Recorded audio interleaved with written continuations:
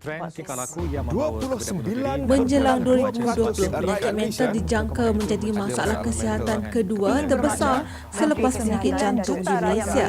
Jelas Timbalan Menteri Pembangunan Wanita, Keluarga dan Masyarakat, Hannah Yeoh, lebih membimbangkan kanak-kanak antara golongan Masalah yang kesihatan lebih mental muda. adalah lebih daripada sekarang.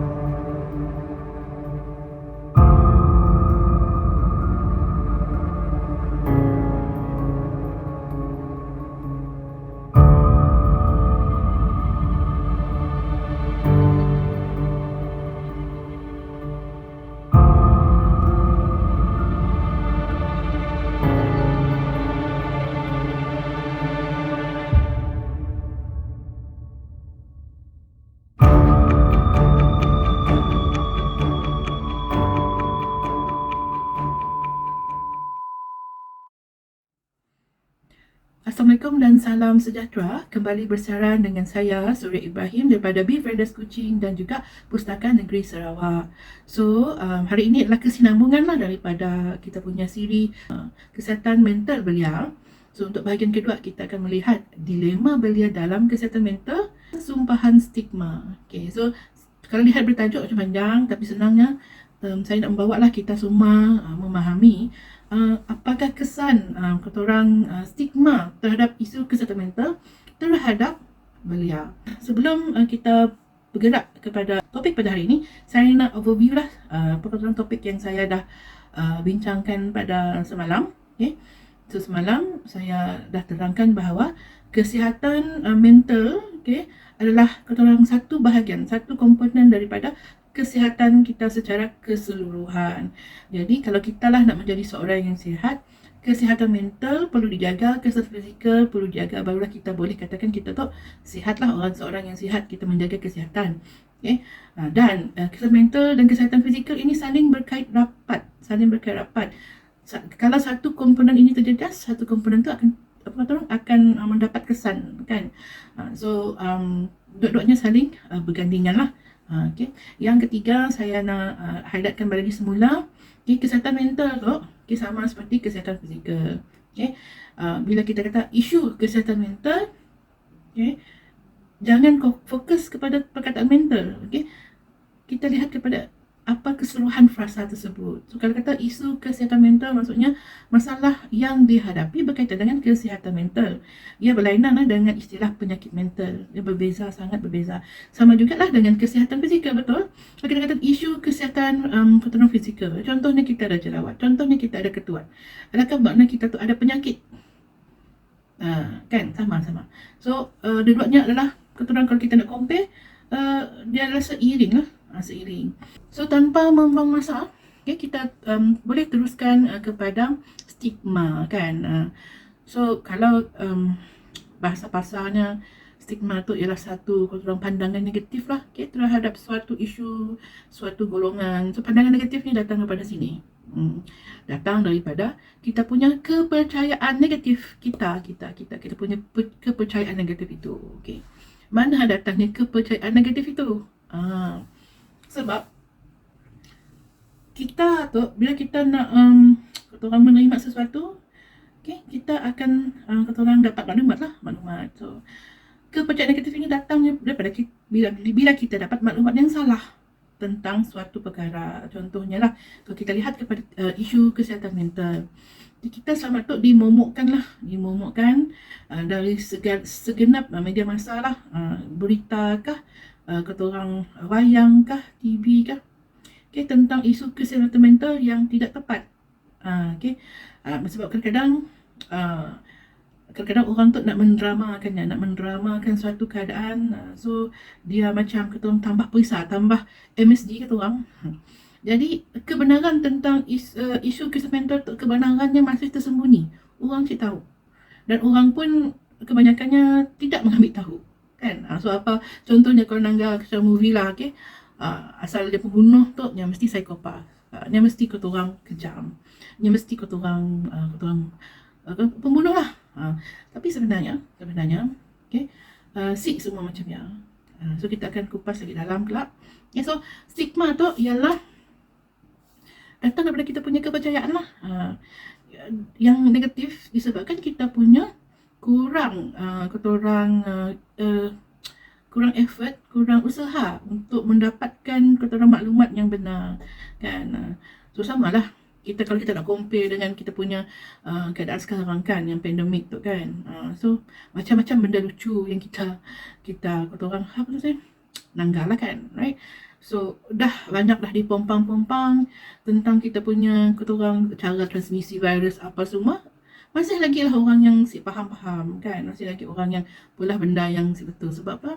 Maklumat sudah ada, maklumat sudah terpampang, cuma si ambil masa untuk memahami dan ataupun untuk mengetahui, ambil part tentang fakta-fakta kan. So itulah adalah stigma. Dan stigma tu sebenarnya datang daripada kita punya habit juga lah, kita punya kebiasaan lah, kita suka generalization kan. Satu pandangan yang disebabkan, satu kita punya kita suka pukul rata kan. Contohnya bila kita sebut tentang depression, kita akan bayangkan orang yang macam yalah, yang tidak yang tidak produktif. Kita bayangkan orang tu adalah macam orang yang suram. Sebenarnya salah ya. Ada juga orang yang mengalami depression, dia nampaknya sangat aktif, sangat produktif, tapi dalamnya mengalami masalah depression, pada masa yang sama nya juga boleh berfungsi. Itulah sebabnya kita bolehlah sekadar pukul rata banyak benda. Alright. So gini boleh timbul, kata orang stigma tu boleh kata orang ditonjolkan. So stigma tu yang pertama lah, bila kita tu jahil lah. Bahasa putih ignorant.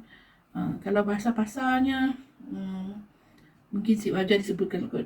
Faham lah sendiri kalau jahil lah. So dia datang daripada bila kita ada pengetahuan. Dengan satu topik yang kita stigma lah, yang kita ada stigma. Contohnya dalam isu kesihatan mental tu. Sebab tu kita jahil, bila terdengar perkataan mental dah, automatically lah otak tu dah automatically akan terfikir tentang apa? Orang gila. Kita terfikir tentang what psychiatry. Itu terfikir. Dengar perkataan mental dah. Belum kata lain. Sebab itu kejahilan bermula kalau kita tidak ada pengetahuan. So yang penting lah dalam yang saya nak tekankan lah dalam bahagian tu ialah kita punya pengetahuan. Dan sebab tu juga Pustaka Negeri Sarawak berusaha lah untuk membantu NGO seperti kami tu lah, Befrienders Kuching, untuk mengurangkan stigma atau menghapuskan stigma tentang kesihatan mental. Sebab kami semua ingin memberi pengetahuan kan. So just information je lah. Selain daripada Befrienders Kuching, kita ada pelbagai NGO seperti Malaysian seperti Mental Health Association, kita ada Sarawak Mental Health Advocate yang sama-sama mempunyai misi untuk menghapuskan stigma terhadap isu kesihatan mental. So datangnya daripada masalah pengetahuan. Sebab itu saya jugalah nak mengeluarkanlah kepada mereka yang terlibat dalam media, baiknya daripada wartawan, baiknya daripada macam penerbit kah, director kah, penulis skrip kah. Apabila you nak produce satu konten, satu apa-apa, tolonglah ambil masa untuk membuat kajian, do your research, supaya you boleh tonjolkan isu kesihatan mentalnya dengan adil. So sebab apa? Kadang-kadang kecewa jugalah. Contohlah bila kita macam bila aja kita dengar tentang orang tu ada penyakit mental, bila ada kes yang sadis kah, kes yang kes orang bunuh kah, bunuh diri kah, kita akan dengar tentang kesihatan mental. Tapi pada masa-masa lain kurang diberi perhatian, kurang digembar-gemburkan. Jadi bila ada orang bermusim macamnya, jadi orang biasalah bila kita tak membesar dalam keadaan macamnya, kita akan just like automatically lah akan linkkan, kalau bunuh-bunuh orang tu semuanya ada depression, semuanya psikopat kan. Okay, sebab kita dah ada link macam ni. Tapi sebenarnya okay, saya nak kau faham dengan cara macam tu senang lah. Semua gajah warna kelabu, okay, tapi semua kelabu semestinya gajah. Jadi apa yang saya nak sampaikan ialah orang yang buat jenayah tu, okay, mungkinnya ada isu kesihatan mental ataupun ada penyakit mental. Tetapi semua orang yang ada isu kesihatan mental ataupun penyakit mental tu adalah penjenayah. Beza lah. Ada perbezaan, okay? Dan juga bila you boleh bezakan antara isu kesihatan mental dengan penyakit mentalnya adalah dua perkara yang berbeza, okay? Contohnya contoh. Orang yang ada isu, okay, bilanya macam pada keturang kehidupan sehariannya, dia macam marah-marah, mudah marah. Kan? Emosinya boleh menguruskan emosi. Ini adalah isu kesihatan mental. Isu. Sebab ingat, salah satu komponen daripada kesihatan mental adalah emosi. Dan bila orang yang suka memarah, maksudnya ada keturang keupayaan untuk menguruskan emosi, kan? Tetapi bermaknanya mempunyai penyakit mental. Kita nampak sih. Sebab itu saya macam harapkanlah daripada bila kita dah mengikuti keturang siri isu kesihatan mental tu, okay, saya harap itu menjadi keturang spark, satu macam cetusan, okay, satu macam mencetuskan keturang curiosity maksudnya perasaan ingin tahu daripada kalangan belia tentang kesihatan mental. Dan saya haraplah berhenti di situ saja. Kita orang akan menggunakan media, keturang buku kah, jurnal kah, ataupun media sosial kah untuk memahami tentang isu kesihatan mental tu dengan lebih lanjut. So kalau banyaklah yang you keturang dapat, you ada keturang maklumat, so you akan lebih faham. So stigma tu bolehlah kita kekurangkan, kita hapuskan.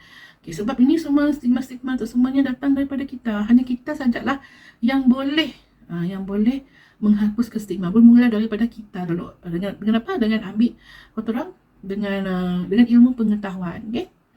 So yang kedua, okay, ialah prasangka, prejudice, berprasangka buruk. Prasangka buruk ni macam bila kita tu bila terdengar tentang orang yang pergi ke kaunselor, kata, oh ni ada appointment jumpa dengan kaunselor. You punya pandangan apa? Ada masalah ni kau. Tentang yang gila. Tu gila. Si alang-alang tu gila. Okay, tu kami nak terangkan tuan-tuan dan puan-puan, adik-adik, kakak, abang, okay. Bila seseorang yang pergi berjumpa lah dengan kaunselor, okay, pertama, okay, saya mau pujilah kepada orang yang ada keberanian untuk pergi berjumpa dengan kaunselor untuk mendapatkan bantuan, okay, alright. Sebab apa? Ia satu perkara yang keturang bijak dan juga berani, okay, dan juga satu yang bertanggungjawab pada dirinya sendiri lah. Okay. So ada satu benda lagi yang saya nak clarify di sini tentang peranan kaunselor, clinical psychology dan juga doktor psikiatris. Tu saya nak terangkanlah sekarang tu. Okay, kalau kaunselor ada satu kelompok, kita panggilnya sebagai, ada yang guna istilah para kaunselor, tapi saya rasa biasa mengguna istilah pemberi sokongan emosi lah. Okay, kita ada 4 peringkat, okay, untuk menangani isu kesihatan mental. Peringkat pertama yang terawal sekali ialah kata pemberi sokongan emosi. Okay. So siapakah yang pemberi sokongan emosi sebenarnya? Kalau secara rasminya sebenarnya siapa je boleh. Okay, even friends, family, kan, kawan-kawan, keluarga, ataupun daripada organisasi seperti Befrienders Kucing lah. So Befrienders Kucing dapat orang offer sokongan emosi kepada mereka yang mengalami masalah isu kesihatan mental. Okay, you sedih kah, you rasa macam kesunyian kah, you boleh kontak kita, you boleh melalui keturang telefon ataupun boleh email untuk mendapatkan sokongan emosi. Okay.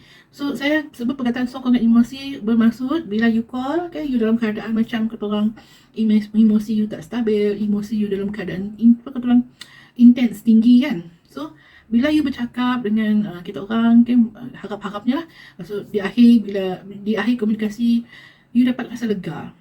lega. Okay. Alright. Tapi saya nak tegaskan di sini, yang memberi sokongan emosinya hanya kata orang memberi kelegaan sementara, yang bukanlah satu rawatan. Kita macam maksudnya kami orang membantu kita untuk fix your problem lah. Saya ada bantuan di siang. Ia hanya untuk bantu kita kata orang cool down sebenarnya. Itulah sokongan emosi. Okay. So remember, befrienders coaching memberi kata orang perkhidmatan sokongan emosi. Yang kedua, kita ada kaunselor. Okay, kaunselor tu dia ada training, okay, training yang intensif. Okay, dia ada how to say kata orang bahagian praktikalnya whatever. So yang penting kaunselor, okay, mereka memberi sokongan emosi, tetapi mereka juga boleh memberi terapi, rawatan lah. Tapi rawatan yang diberikan oleh para kaunselor ni majoritinya adalah bersifat what you call it, talk therapy lah, bercakap, komunikasi. Okay, mereka ni membantulah you melihat apa isu kata orang isu yang you alami lah. Macam dia membantu memberi panduan kepada you untuk you melihat isu yang you ada dalam keadaan yang rasional, dalam keadaan you boleh berfikir sendiri lah. Dan saya nak tegaskan di sini,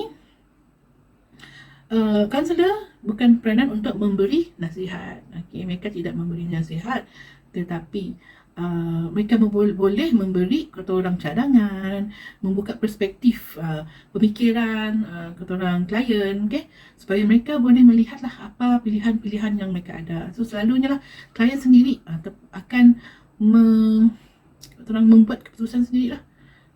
Kaunselor hanya bantu saja. Okay, so itulah peranan kaunselor. So kaunselor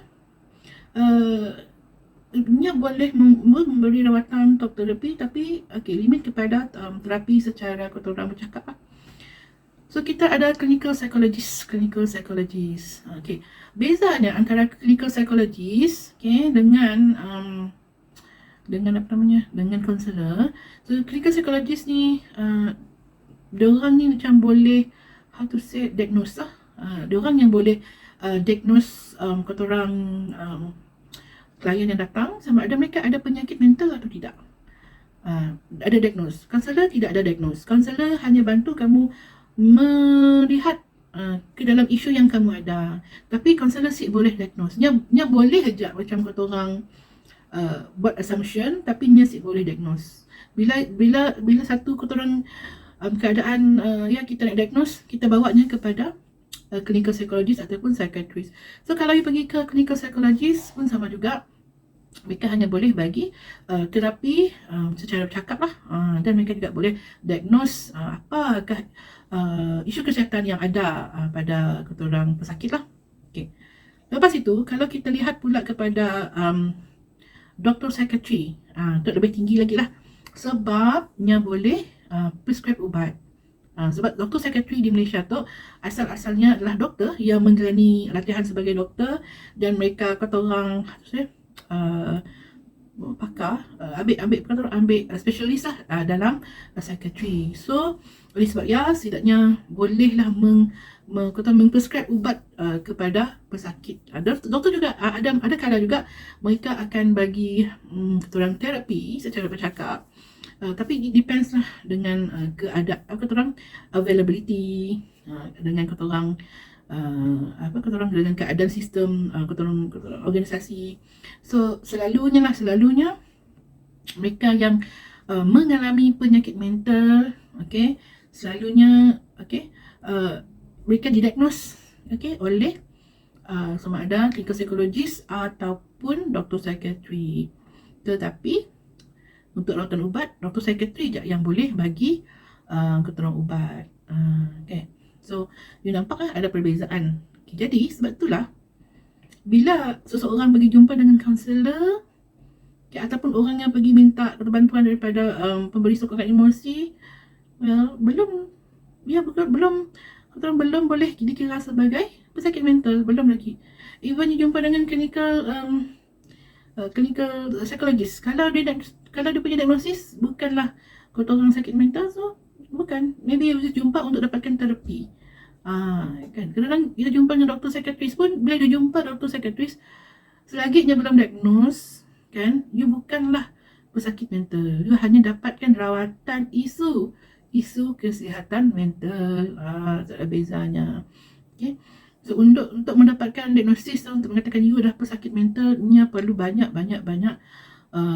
test masa. Okay, sebab you kena faham isu kesihatan mental tu nya boleh ada pelbagai sebab. Okay, ada yang sebab biological, okay, hormon terganggu, kan perubahan fisiologi. Okay, ada yang sebabkan oleh kata orang persekitaran yang toksik bagi seseorang, yang buat disekelilingi oleh orang yang kata orang, well, I can say that orang yang mempunyai kesihatan isu mental tu dia torture pada orang yang normal tu. Orang normal tu pun jadi masalah isu kesihatan mental juga. So ya kadang-kadang ataupun kadang dia mengalami satu situasi yang mana nya adalah kata orang memberi trauma kepada seseorang, ataupun kadang-kadang orang tu nya menyalahgunakanlah certain ubat. Okay. Jadi kita boleh kata sakit mental, ada tu sakit mental dah semualah orang mental lah. Nya perlu ada beberapa ujian, ada beberapa penilaian, ambil masa, bukan sebarang-barangan. Okay, sebab janganlah kita lalu bila orang pergi jumpa dengan doktor psikiatris lalulah katanya tak penyakit mental. Bukan lagi. Just jumpa sekali bukan lagi. So saya nak highlight tak sebab apa? Sebab ada kan isu yang terbaru di Melaka tu kan. So pada mulanya dia dikatakan ada depression, kan dia dah jumpa dengan psikiatri. Tapi bila kita nanggap rekodnya, nya mendapat rawatnya je rawatan sekali je. Nya sick lah kata orang mendapat rawatan sepenuhnya. Belum lagi betul-betul kata orang dapat penilaian yang sepenuhnya. So kita boleh kata orang nak link kan, nak kaitkan nya ada depresi sebab nya ada mula kelakuan jenayah. Okay. Could be isu kesihatan mentalnya bukan berkaitan dengan depresi. Isu kesihatan mentalnya yang mendorong, yang kata orang, yang membiarkannya kisah masih disiasatkan. Kita tahu apa sebenarnya berlaku, tapi dalam situasi yang kita tahu which one, apakah kisah mental yang ada yang menyebabkan kejadian yang boleh berlaku. Okay, semestinya depression, mungkin ada isu-isu lain yang kita tahu. Okay, alright. So saya nak minta hapuslah prasangka bahawanya bila you pergi jumpa dengan kaunselor, jumpa pasal apa pun tu secara mental sick. Itu namanya you adalah responsible, bertanggungjawab dengan kesihatan you sendiri. Okay, dan saya nak tabik hormat dan respect pada mereka-mereka yang berani ni. Okay, sebab lagi awal you dapatkan kata orang bantuan, apa-apa saja yang isu yang kamu hadapi, insyaAllah lah dapatlah kata orang dibantu, dapat dirawat. Mungkin ni macam penyakit biasa lah. Contoh you take isu sikit saja sebenarnya, dia luka sikit saja, tapi luka tu kalau kita rawat, bersihkan, dia boleh dinanah, rawat lagi, dia boleh nanah tahu jangan kita nanah bakteria tak boleh merebak ke seluruh tangan, ujung-ujung tangan boleh potong kan. Tu kan dah jadi satu penyakit, asalnya luka sikit je. So sama juga isu kesihatan mental. Bila bendanya kecil, you hanya macam ada isu kesihatan mental, maksudnya you just stress, you ada burn out, you ada anxiety, you pergi jumpa, you macam as long macam yang mengganggu you secara kata orang kefungsian you terganggu. Contohnya you rasa you kurang fokus bekerja ataupun belajar, you rasa susah nak tidur, you rasa hilang selera makan, kan waktu makan banyak. Kalau terlalu efek banyak ilat tentang kehidupan you normal silalah pergi dapatkan bantuan. So dilemanya ialah nak dapatkan bantuan untuk dilemanya. Sebab apa? Prejudis tadi. Sebab apa? Nya ada sendiri rasa malu kepada orang-orang yang dalam orang bidang profesional tu. So saya kata orang yang dalam bidang profesional tu semuanya sebenarnya sudah di-train. Okay? Mereka kerja dalam bidang tu pun sebab mereka dalam kata orang secara kata orang alamiahnya lah. Okay. Memahami kata orang yang ada isu kesihatan mental, mereka nak tolong. Jadi semungkin kan, kebanyakannya lah tidak mempunyai persepsi negatif kepada mereka yang datang. In fact, sebenarnya lah kami orang tu lah, orang mana lah, sesiapa lah, doktor kah, klinikal psikologis lah, kalau lah mereka tu betul-betul profesional dan ikhlas bekerja dalam bidang mereka tu, sebenarnya bila you datang minta bantuan, ya Allah, sebenarnya they are all happy. Sangat gembira you datang untuk minta bantuan. Dan dia macam very welcoming, very macam menghargai you datang sebenarnya. Berbeza dengan pandangan orang yang nak dapatkan bantuan kan. Sebab yalah kita faham, sebab you ada satu isu yang you takut nak kata orang luahkan, you takut nak bincangkan kan. Tapi itulah yang saya nak beritahu ialah selain daripada kita tu macam open arms dengan terbuka menerima kita orang datang untuk dapat bantuan, kita tu memahami. Kita sebenarnya kan dah belajar dan kami orang pun dah diajar supaya pertama ada empathy. Empathy ialah maksudnya kami orang akan cuba merasai apa yang you rasa daripada sudut pandangan you, bukan sudut pandangan kami orang. Okay. Yang kedua, empathy tu sebenarnya lebih kepada kata orang kesungguhan lah. Okay, bila kita orang ada empathy, maksudnya kami ada kesungguhan untuk memahami kita yang datang dapatkan bantuan. Jadi saya ada ruang lah untuk kata orang berfikir yang kata orang negatif. Okay. Tapi saya sering nasihatkan lah, bila you ada kata orang minta bantuan, okay, seberapa lah kaunselor kah, klinikal psikologis kah, atau psikiatris kah, okay, make sure you rasa selesa lah dengan siapa-siapa yang you jumpa, you rasa kata orang setidaknya membantu. Okay. Tetapi saya boleh menafikan lah, bagi kita tak semua manusia ada yang okey, ada yang okey. Dalam apa-apa profession pun sama macam ni kan. Okay, ada orang ikhlas mula kerjanya, ada yang sebab pandai ikhlas. Jadi jikalah kita orang jumpa orang yang nak sepatutnya bantu yang profesional tu, si selesa, you rasa selesa, you rasanya tu macam si memahami, si membantu you, jangan bermasalah pergi request orang lain. Jangan biarkan diri you kata orang dalam keadaan yang you si selesa. You mesti selesa bila you cakap dengan orang profesional tu, you mesti selesa sebab ia dah kerjanya. Bila you rasa selesa, tolong carilah orang lain. Jangan pedulilah kalau you kata you takut ya. Sekarang tu you nak dapatkan rotan, you kena fikirkan diri sendiri, you kena fikirkan keselesaan you sendiri. Saya sangat terkilan juga lah sebab dari segi bacaankah, perkongsian pengalaman daripada orang lain. Ada yang kata orang menceritakan lah pengalaman-pengalaman yang tidak kata orang yang tidak sepatutnya berlaku, okay, kepada mereka yang pergi memohon bantuan. Tapi siapa kita nak elak, kadang-kadang benda tu boleh berlaku kan. Jadi apa yang saya nasihatkan, saya cadangkan pada masa tu ialah pergilah cari orang lain, jangan buang masa. Si semua kaunselor, si semua ahli psikiatri ataupun klinikal psikologi, si semuanya seperti orang yang kita jumpa. Ada juga orang yang beri pengalaman-pengalaman yang kata orang luar biasa, yang rasanya macam happy, yang rasa dibantu. Okay, itu yang kita mahu lah. So jangan buang masa dengan orang yang tidak ikhlas membantu, cari orang lain. Ada ramai orang yang banyak yang ingin ikhlas membantu kita orang untuk di luar sana. Okay, remember, si Datuk semua lah macam kalau orang befrienders pun, okay, memang sangat berbesar hati kalau orang call yang even yang rasa lonely ke, kalau orang saya ada apa-apa kata orang masalah, call tak. Okay, bila you ada perlukan bantuan sokongan emosi. Okay. Alright, so kita dah lihat kepada kata orang stigma, okay, stigma yang datang daripada diri sendiri kan. Sebab apa? Dia punya kefahaman tentang mereka yang bekerja di kata orang bekerja di bidang profesional kesihatan mental. So you dah tahu sekarang kan, you bukanlah beban, okay, you adalah satu kata orang amanah bagi kami orang semua, untuk kami orang jaga, untuk kami orang kata orang jaga dari segi you punya kebajikan, keselamatan, okay, dan juga kerahsiaan. So semua peringkat tadi yang saya cerita, baik daripada golongan mereka yang memberi bantuan emosi sampailah ke peringkat doktor psikiatri, okay, semua kami orang dah diberi latihan. Utamanya ada empati kepada kita orang. Yang keduanya, yang paling penting, segala apa yang kita orang ceritakan adalah private and confidential. Private and confidential. Saya ulang lagi sekali, private and confidential.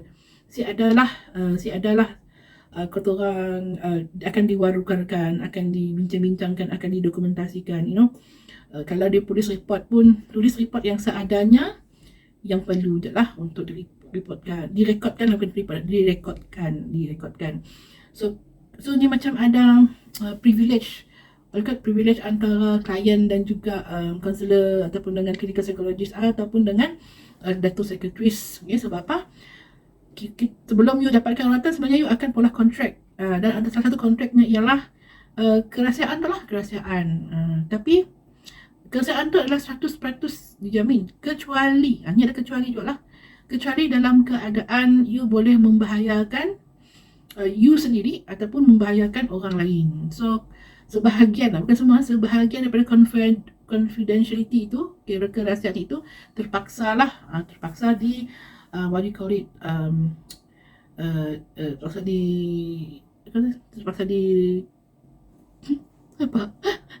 terpaksa langgar lah untuk menjaga keselamatan you dan keselamatan orang lain. Tu kena faham.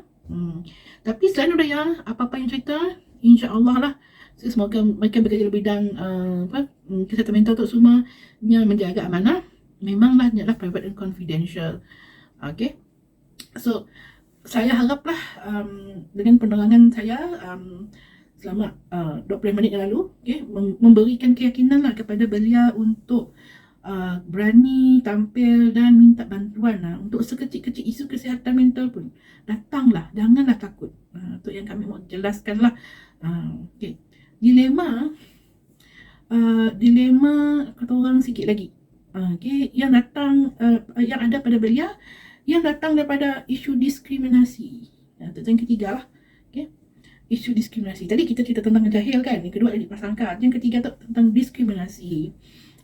So masalahnya kebanyakan lah, saya tu sebenarnya pekerjaan saya tu sebagai cikgu, dan saya banyak deal lah kepada golongan-golongan belia tu lah. So ketakutan yang mereka macam merasa sangat-sangat mengerikan lah. Mereka takut diskriminasi di tempat belajar ataupun di tempat kerja, diskriminasi daripada pihak atasan kah, daripada rakan sekerja ataupun rakan sekolah kah, okay, rakan sekolah kah, okay, itu yang mereka takut sekali, diskriminasi. Okay. Mereka takut bila mereka tampil untuk rawatan, mungkin mereka akan dipulaukan kah. Okay, yang tu diskriminasi tu adalah tindakan orang pada you. So kita dapatlah secara kata orang one by one kita nak kata orang atasi benda tu lah. So datangnya kita nak hapuskan stigma tak? Sebab stigma tadi lah yang akan menyebabkan diskriminasi. Dan diskriminasi inilah yang menyebabkan ramai orang takut tampil untuk dapatkan bantuan. Itu yang utamanya lah. Jadi kalau belia dalam macam masih belajar lah, belia yang masih belajar, okay, saya galakkan lah, okay, kalau you rasa something is not right, you nak dapatkan bantuan, okay, sebab ikutlah, kalau umur 17 tahun tu ada lain sikit, kalau umur 18 tahun tu ada lain sikit lah. Umur 17 tahun tu kira you still minority di bawah jagaan parents kan, alright. Kalaulah you ada parents yang memahami, bolehlah dapatkan kata orang berkomunikasi dengan parents, and then melalui parents you pergilah ke mana-mana klinik kesihatan, dan bolehlah buat ujian dulu kesihatan mana-mana je, supaya dia boleh refer you kepada klinik yang bersesuaian lah. Okay, mesti mau pergi ke klinik kerjaan pun you boleh juga pergi ke pusat-pusat kaunseling swasta, you boleh pergi ke, lagi cepat prosesnya. Okay, pulanglah pada masing-masing. Okay, sebab bila minority tu perlu ada consent daripada ibu bapa, right? Okay, so kalaulah you tu daripada mana, you dah sekolah, and then parents you seek memberi galakan lah. Mungkin parents tu pun sama juga, si ada pengetahuan lah tentang kesihatan mental, kini tu takut anaknya gila. Saya syorkan lah, you pergilah ke orang setiap institusi pengajian, setiap tempat kerja, mesti ada satu keturang kaunselor yang bekerja di sana. You bolehlah pergi kepada mereka, okay, dan mohon bantuan mereka untuk memperjelaskan situasi you kepada you punya parents. Untuk yang umur 17 ke bawah lah, supaya kita boleh beri bantuan kepada you. So itu dah keturang jalan yang you boleh lakukan lah. Mohon bantuan orang yang ketiga lah. Sebab mana-mana macam mana pun untuk minority, parents yang ada consent, yang boleh beri consent, yang boleh beri orang permission, kebenaran untuknya dirawat lah. Jadi just you pergi saja, kalau umur 17 tahun ke bawah, memang susah sikit, tapi siapa banyak cara. Mungkin saya ada kaunselor pun dekat tempat you pun, it's okay, you boleh pergi pada HR ataupun mana-mana guru, cikgu yang you rasa you boleh percaya, yang you rasanya memahami lah isu-isu macam tu lah. Jangan pergi sebarang-barangan lah. Kita nak minta bantuan tu, kita perlu pilih-pilih orang jugalah. Sebab yalah, rambut sama hitam, hati lain kata orang lah. Okay.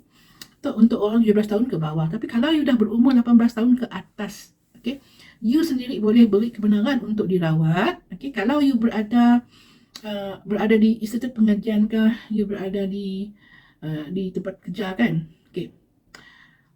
Ada dua isu situ lah.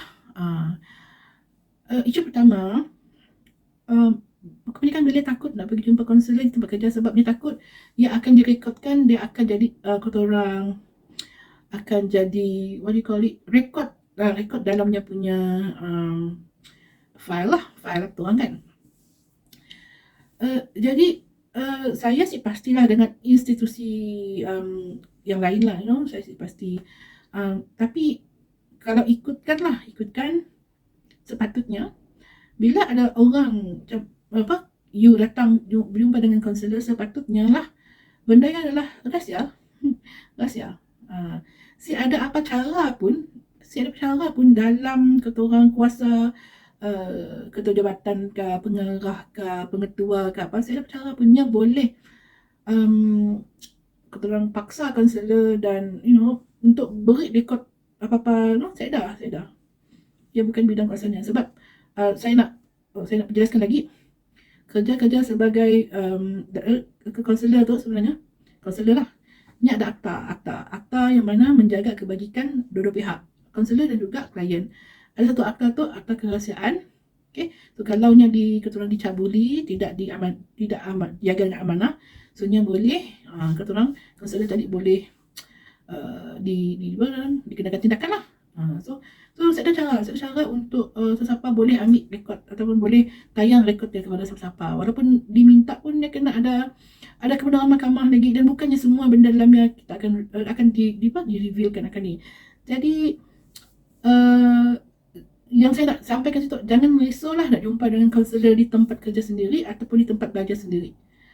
Bila jumpa rekod you hanya daripada kaunselor je, yang maksud saya lah, yang bukannya bila jumpa direkodkan, rekod dia akan dimasukkan. Saya ada istilah macam ni. Yang saya mahu kata lah, kecuali kerja ada kecuali tak. Kecuali you ditunggah oleh pihak kaunselor atas arahan pengarah, pengetua kah ataupun bos kah, arahannya. So of course saya tahu nak apa, tapi ia pun apa yang ku cerita dalamnya pun tidak akan diceritakan balik pada bos, direport pada bos. Hanya sebahagian kecil, apa yang penting aja. Kesimpulan aja. Itu yang kamu perlu tahu lah. Okay. Jadi kalau bagi yang mana sudah you, kalau bagi keadaan you betul-betul yakin dengan you punya kaunselor tempat belajar, kaunselor di tempat kerja, okay, ada alternatif lain. You boleh pergi juga ke klinik kesihatan untuk dapatkan ketorang rawatan lah. So untuk referral kepada ketorang klinik sekretari tadi. Betul yang saya kata, kalau you pergi klinik sekretari, maksudnya you ada isu mental. Mungkin saja you ada masalah susah tidur ke, you ada masalah sedih ke, you kehilangan sesuatu yang berharga ke, so itulah yang saya nak beritahu kepada mereka yang ada dilema nak mendapatkan bantuan daripada mereka yang profesional. Okay.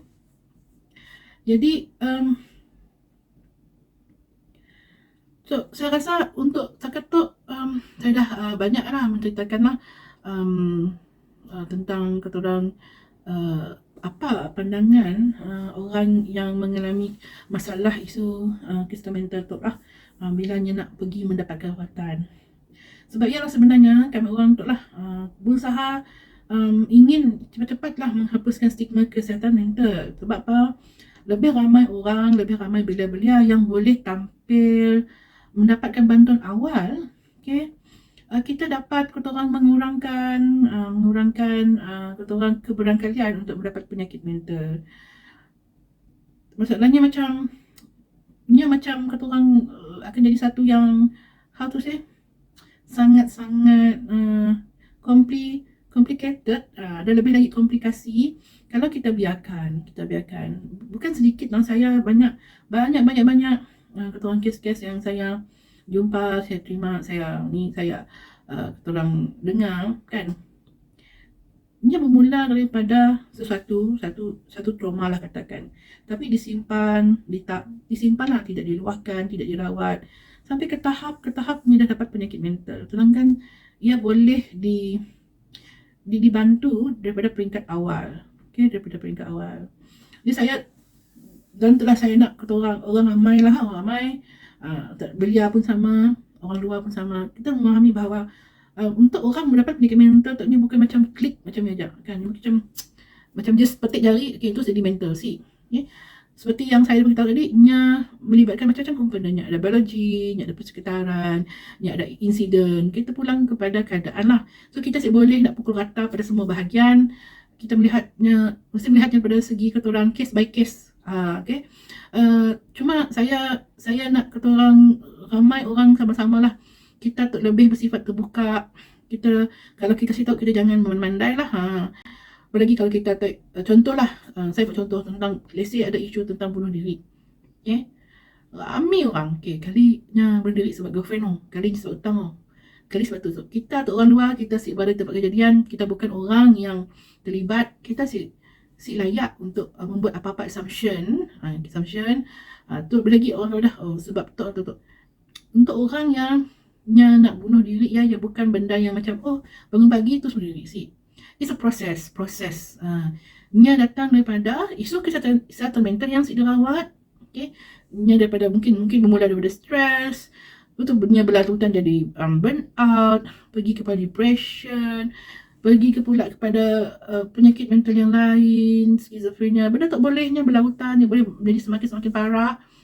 Jadilah one day nya rasa hidupnya saya ada makna, saya berguna. Jadi ni dah mikir benda ya. Okay? Hari-hari. So sampailah one day nya betul-betul bunuh diri. So nya bukan satu perkara aja, ada banyak faktor yang mempengaruhi seseorang untuk bunuh diri. Kita tak dah didesain untuk survive dalam apa-apa keadaan.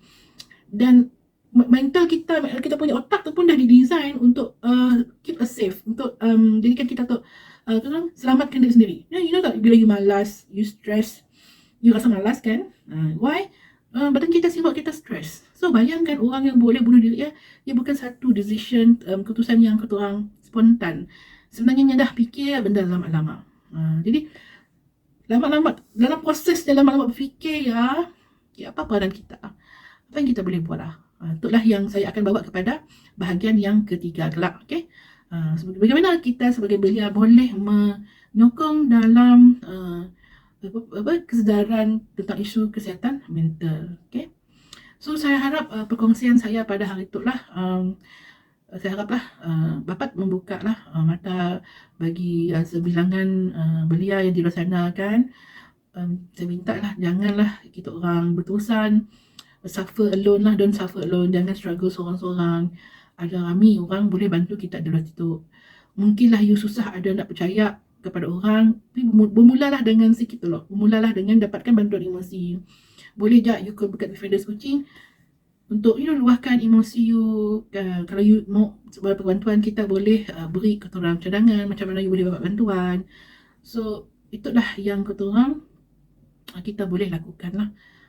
So untuk hari tu saya rasa saya boleh simpulkan lah di sini ialah stigma tu sesuatu yang sangat keturang menghalang untuk kita mencapai keturang kesihatan mental yang baik, untuk kita dapat masyarakat yang hidup sejahtera. Okay? Udah lagi kita beri prejudis buruk, udah lagi kita tak diskriminasi kepada sidak yang ada isu kesihatan mental. Sebaliknya patutlah kita meraihkan usaha sidaknya untuk dapatkan bantuan, kan? So bermula dari kita lah, harapnya bermula kita dapatkan keterangan ilmu pengetahuan yang betul. Janganlah bergantung kepada movie tu semuanya sebetulnya drama lebih kan. So selain dari itu, kalau you ada masa, ada tenaga, mula-mulalah you bantu orang sekeliling untuk isu kesihatan mental tu lah. Right. So saya berhenti sini. Okay, kita akan jumpa lagi untuk sesi yang seterusnya. Assalamualaikum, terima kasih semua. Oh, jangan lupa kita ada kuis. Kuisnya akan diberikan esok. Ada 10 pemenang kuis. Ramai ya. Ada peluang yang RM30 Grab voucher. So, jangan jangan lepaskan peluang untuk sertai kuis tersebut. Okay, kita jumpa lagi. Assalamualaikum warahmatullahi wabarakatuh.